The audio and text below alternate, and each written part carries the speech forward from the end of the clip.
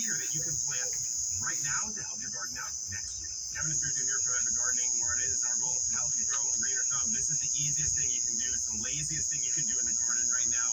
I have done it in my backyard, which I'll show you in a moment, but it is cover cropping your garden. So we're going to talk about why to do it, the crops that I have specifically chosen, where I got them, and how to actually deal with your cover crop at the end of the season in this video. So cultivate that like button, and I will guarantee that you have incredible nitrogen fixation in your soil. And let's get into the video. The first thing to understand are the benefits of cover cropping, and there are many.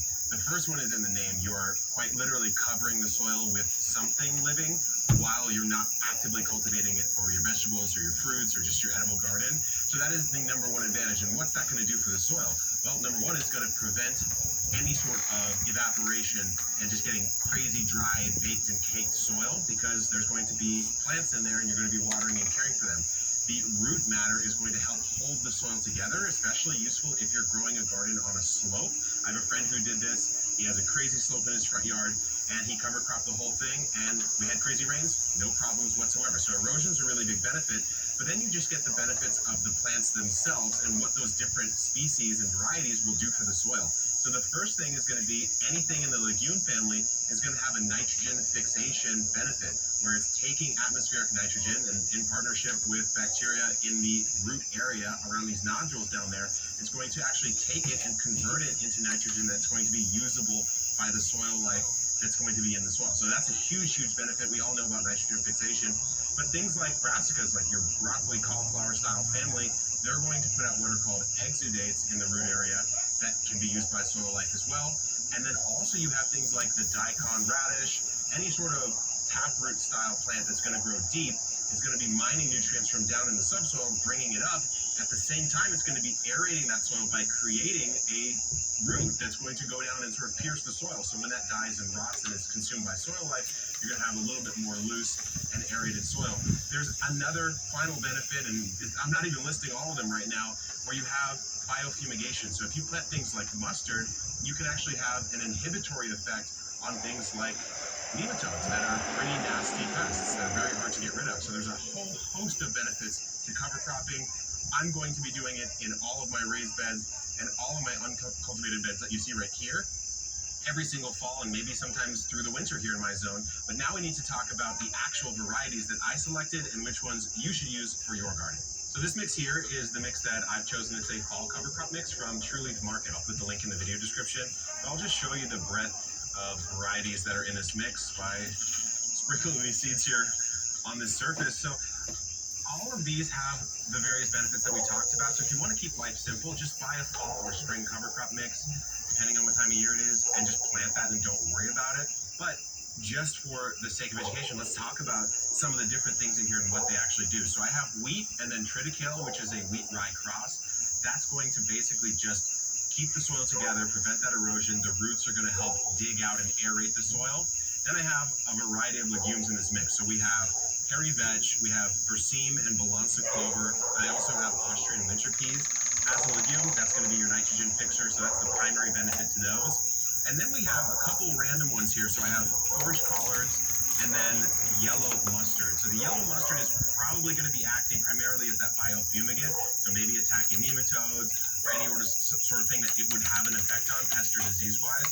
And then the collards are brassica, so they're going to do a lot of that root action, but also they're going to provide some of those exudates at that root zone that the soil life can feed on throughout the winter and, of course, when spring comes again. Okay, we have educated ourselves on cover crops. Now let's sow them. It's a very simple process. So when sowing, it's really the laziest thing of all time. You just grab handfuls, sprinkle it around, make sure you have a somewhat even distribution over the surface of the bed, and then we're just going to cover it with a little bit of soil. Let's give it some soil. You don't have to worry too much about the planting density because it's okay if they compete. In fact, that's kind of part of what we're doing here, is creating a nice tight mix of crops that all interplay with one another. After that, just give them a nice healthy soak. We've covered them up with soil, so as long as we adequately moisten this soil, there's going to be enough moisture to start the germination process. So I like to give it a couple minutes water here. While this is germinating, let's check on a crop I started in the backyard a couple weeks ago.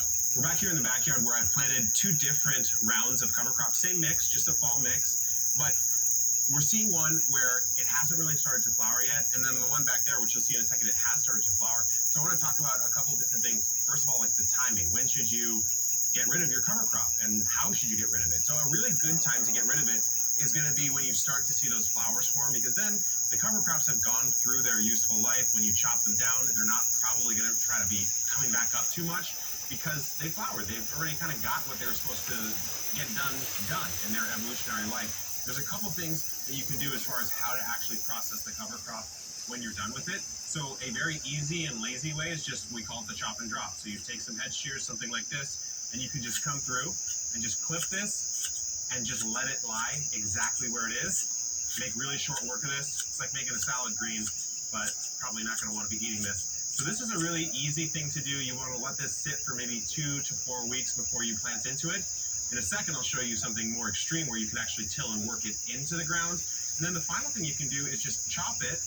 And if you want to, leave the roots in, but then collect all this material and toss it into your compost. So you could plant in this right away, and then you have a bunch of green material, which can sometimes be hard to come by as the season ends, in your compost bin. Back here we have the more flowering, a little more mature. It's probably twice as tall. So it's kind of interesting. What you could do is you could just chop and drop about half the height, steal that for your compost bin, and the rest of it you could either let it be and chop and drop, or just till into the ground. And speaking of, I'm going to show you the extreme version of what we're doing to really get some organic matter in the soil, which is bring in a tiller. Here in the backyard, we have tilled in all of that material into these new beds, which is coming up in a future video here on the channel. You'll see how we redid this whole section. But cover crops are such a fantastic way to deal with being a little lazier in the fall. It's very natural to feel that way. And if you're in a zone that gets cold enough to kill crops off, it's even easier. You just plant it. You don't even have to do everything we just showed you. Just let them die. It's called a winter kill cover crop, and they'll do all the work for you. So until next time, good luck in the garden and keep on growing.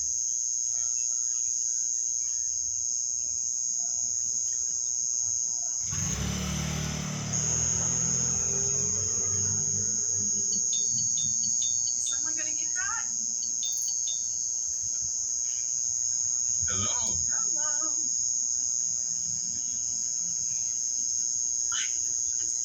So nice of you to have cleaned up for us. Hi, baby. We're like in-laws that don't show up unannounced. Don't worry. I got this. CG Insurance. Good like that.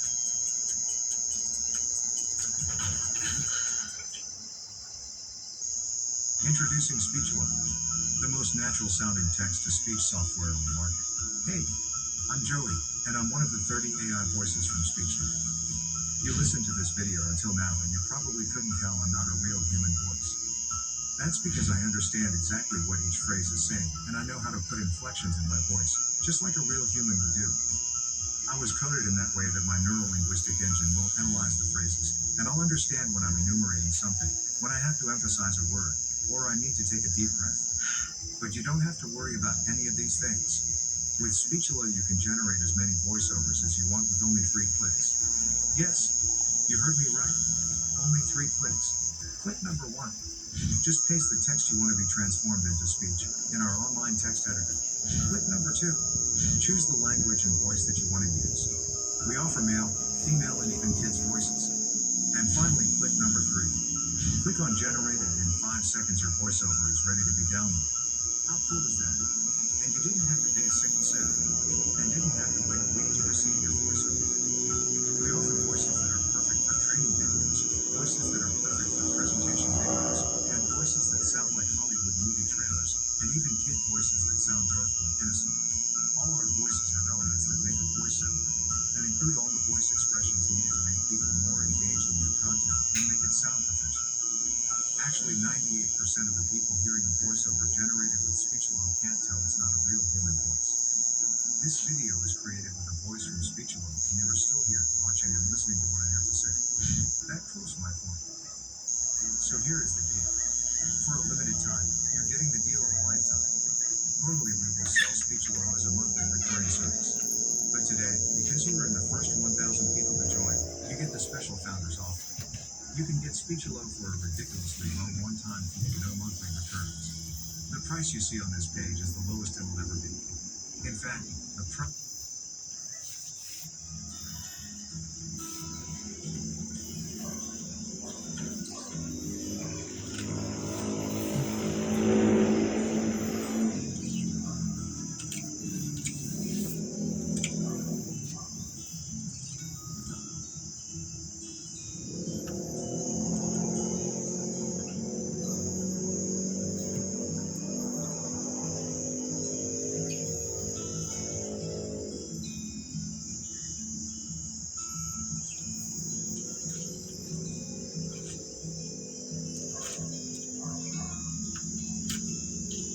Hello and a very warm welcome back to the garden.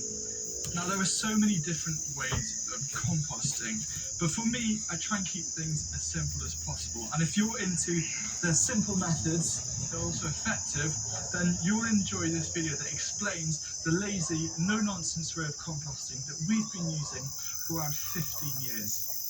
What is compost? Well, put simply, it is the breakdown of organic material into this beautiful, rich humus that contains organic matter, nutrients, and microorganisms. The great thing about lazy composting is that there's only a few key things that you need to follow in order for it to be effective. And the first one is that you want to make sure that the sides are at least a metre long. But why should we go for larger compost bins? Well, the reason why is when you have smaller ones like this, especially the Dalek ones, the tall, narrow ones, is that they don't really have that big of a core inside, which means it's not as likely to warm up.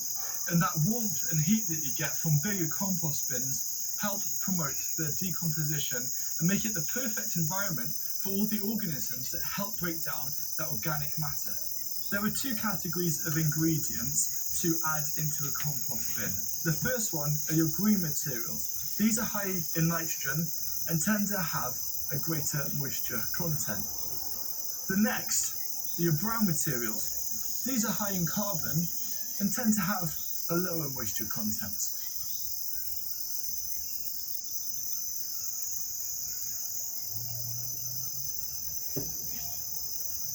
You can find a comprehensive list of green and brown ingredients to add to your compost bin down below in the video description. And just quickly, I just want to draw your attention to grass clippings.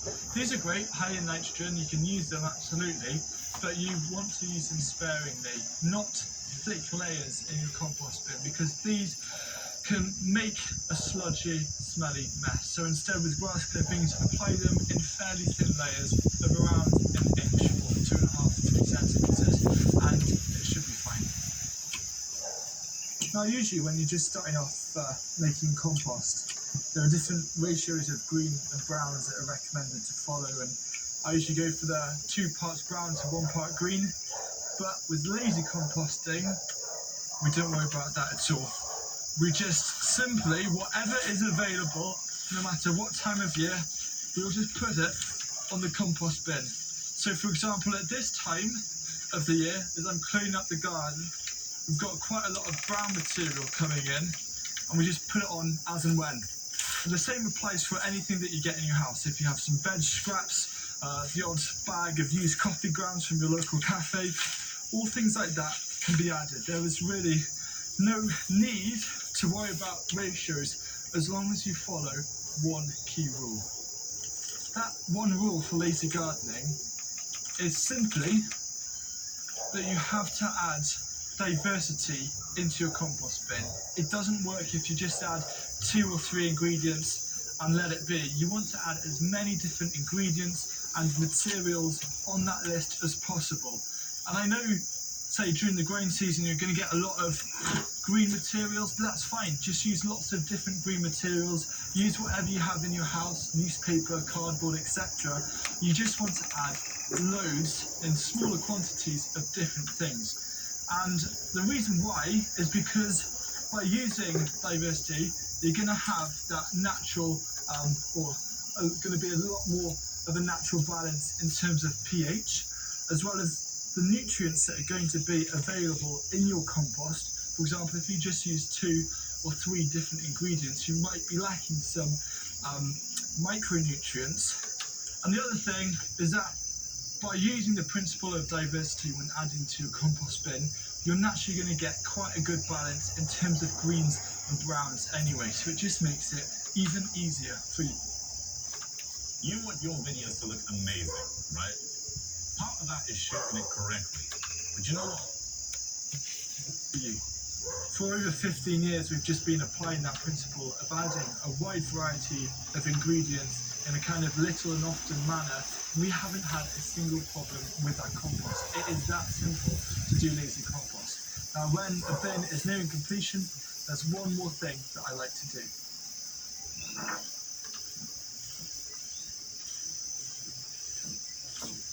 And that is to jump on it, or even just step on it, weigh it down. And the reason why is you can suddenly fit in a lot more material, and because it's closer together, it'll help heat up a little bit more. Now, once you've filled your compost bin, the last thing that I like to do, mainly to serve as a reminder that it's full up, is to put a covering over it. Now, this is actually some sheeting left over from a building project, but we usually use things like cardboard and newspaper. And this gives one other advantage, and it helps to shed some of the rainfall, because when you get loads of rain, it can sometimes get a little oversaturated in there. You do want moisture. Moisture is important, and if you've just built a bin during dry weather and it's filled up, do add some watering cans full of water over that just to add the moisture. But then it's always a nice idea just to put a little covering over the top. Now, when is lazy compost ready? Well, the compromise of being lazy is that it often takes a bit longer than, say, hot compost, which can take, a month or 2 months. What you want to do is wait around 6 to 8 months. Now, it sounds like a long time, but it is very much worth the wait. And when you have a little look, it should look almost like soil and really nice and rich, and everything's broken down. Now, you may have some kind of sticks left over. That's absolutely fine. I don't worry about that. Now, for me, the ideal way of testing if it really is ready is to simply use my nose and smell it. And if it smells like a vibrant, fresh, full of life forest floor, then that is a signal for me that it's ready to use. So I'm going to now use this compost to help put some of the raised beds to sleep over winter. A very common concern that people have about composting and making compost bins is rats, and whether it encourages rats or you get rat issues. Now, the only real reason why you would get serious rat issues with your compost bins is if you're putting in cooked food and things like dairy and bread. And you'll have noticed that I don't include those on the ingredient list, because if there's no kind of food stuff for the rats to eat, they're not going to be interested. Now, yes, they might like the warmth, but the thing is, rats are going to be around the area anyway, and surely you'd rather them be at the compost bin rather than trying to get into your house. So if you are a little worried, just try and put your compost bin as far as possible, but as long as you don't put in cooked food and things like bread and dairy, you're going to be fine. Now, something you should try and aim for, if you have the space, is for around 3 compost bins. The reason why is one compost bin is going to be ready, one compost bin is something you're going to be filling, and the other compost bin is already full and it's starting to break down. So you kind of have that complete cycle. There's always a bin to fill up, and there's always a bin that has compost available. And if you want to find out the best way to use your homemade compost at this time of year, check out my video that I've done, which is a complete guide of preparing raised beds for winter. And if you're interested in some 100% organic and ethical clothing, then click here, and they're designed for gardeners. So thank you for watching, and I look forward to seeing you again soon. Goodbye.